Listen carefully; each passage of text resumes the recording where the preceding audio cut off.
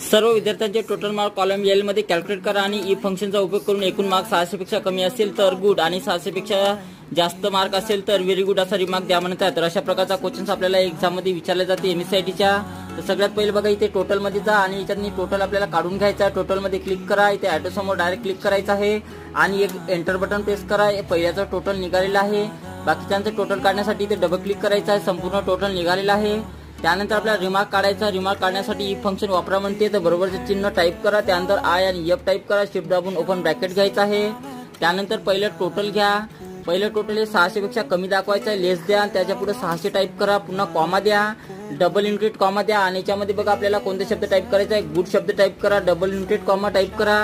त्यानंतर जास्त मार्क असेल तर कॉमा द्या, पुन्हा डबल इन्क्रीट कॉमा आणि याच्यामध्ये बघा आपल्याला व्हेरी गुड असं नाव टाईप करून घ्यायचं आहे। अशा प्रकारे डबल इन्क्रीट कॉमा पूर्ण करा आणि त्यानंतर ब्रॅकेटला सुद्धा पूर्ण करायचं आहे आणि त्यानंतर एक